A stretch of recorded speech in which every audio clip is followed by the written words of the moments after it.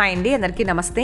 ఈరోజు మన ఛానల్లో జుట్టు రాలిపోకుండా ఒత్తుగా పెరగడానికి సహకరించే మందార నూనె ఏ విధంగా తయారు చేసుకోవాలో చేసి చూపిస్తాను. ఈ ఆయిల్ తయారు చేసుకోవడానికి స్టవ్ ఆన్ చేసుకుని కొంచెం మందంగా ఉండే ఏదైనా ఒక ప్యాన్ పెట్టుకోవాలి. నేనైతే మట్టి పాత్ర పెట్టాను. ఇప్పుడు ఇందులో 1/2 లీటర్ వరకు కొబ్బరి నూనె వేసుకోవాలి. ఈ కొబ్బరి నూనె నేను ఇంట్లోనే తయారు చేసింది వేసానండి.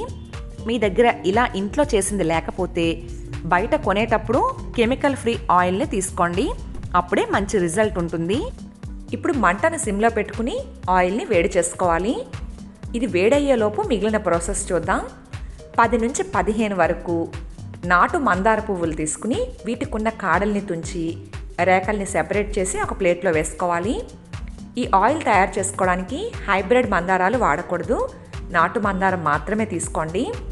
అలాగే వీటన్నిటిని ముందుగానే శుభ్రంగా కడిగి పెట్టుకోవాలి. నేను ఇవన్నీ కడిగే తీసుకున్నాను. చూసారు కదా, ఇలా పువ్వులన్నీ రేకల్ని సెపరేట్ చేసి పెట్టుకున్నాము. ఇప్పుడు ఇందులో కడిగి పెట్టుకున్న మందార ఆకులు ఒక 20 వరకు వేసుకుని గుప్పెడు కరివేపాకు కూడా వేసి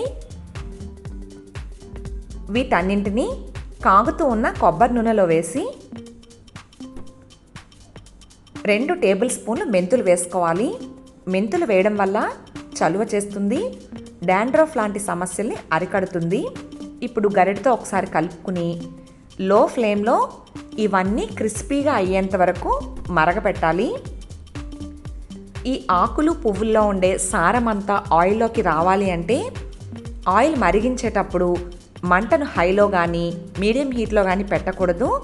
లో ఫ్లేమ్లో పెట్టి ఇవి క్రిస్పీగా అయ్యేంత వరకు మరగపెట్టాలి. అప్పుడే వీటిల్లో ఉండే సారమంతా ఆయిల్లోకి వస్తుంది. ఫ్రెండ్స్ చూడండి, ఇదైతే చాలా వరకు కలర్ మారి మరిగిపోయినట్టు ఉంది కదా. ఇప్పుడు ఒకసారి చెక్ చేసుకుందాం. మనం వేసుకున్న ఆకులు కానీ పువ్వులు కానీ చేత్తో చూసినప్పుడు వెంటనే క్రిస్పీగా అవ్వాలి. అయితే ఇంకాస్త పచ్చి ఉంది.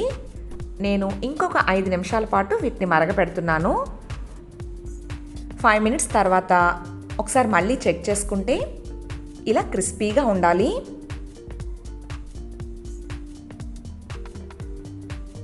ఇప్పుడు ఆయిల్ అయితే రెడీ అయిపోయింది. ఫ్రెండ్స్ చూడండి, కలర్ కూడా చేంజ్ అయింది కదా, మాడిపోకుండా ఎంత పర్ఫెక్ట్గా వచ్చిందో చూడండి. ఇప్పుడు స్టవ్ ఆఫ్ చేసేసి స్టవ్ మించి కిందకి దించి బాగా చల్లారనివ్వాలి. మీకు కుదిరితే ఇలా ఒక 2 రోజులు పక్కన పెట్టుకోండి. మీ దగ్గర అంత టైం లేకపోతే కనీసం 3-4 గంటలైనా పక్కన పెట్టుకోవాలి. ఎందుకంటే ఈ ఆయిల్ని వేడిగా ఉన్నప్పుడే ఫిల్టర్ చేసుకుంటే మనం వేసుకున్న ఆకులు పువ్వులలో ఉండే సారమంతా వేస్ట్గా బయటికి పోతుంది. అందుకోసం బాగా చల్లారిన తర్వాత మాత్రమే ఫిల్టర్ చేసుకోవాలి. ఫ్రెండ్స్ చూడండి, బాగా చల్లారిన తర్వాత ఇలా కలర్ అయితే చేంజ్ అవుతుంది. మనం వేసిన ఆకులు పువ్వులు కూడా ఇంత పిండిలా అవ్వాలి. ఇప్పుడైతే పర్ఫెక్ట్గా హెయిర్ ఆయిల్ అయితే రెడీ అయిపోయింది. ఈ ఆయిల్ని ఒక స్ట్రైనర్ సహాయంతో ఫిల్టర్ చేసుకుని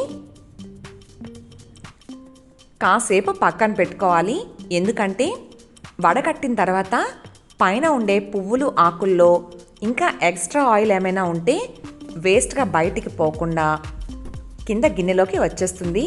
ఫ్రెండ్స్ చూసారు కదా, ఈ విధంగా కాసేపు పక్కన పెట్టి ఆ తర్వాత తడి లేకుండా పొడిగా ఉండే గాజు సీసాలో కానీ లేదా ప్లాస్టిక్ డబ్బాలో కానీ వేసుకుని స్టోర్ చేసుకున్నట్టయితే ఎన్ని రోజులైనా పాడవకుండా వాడుకోవచ్చు.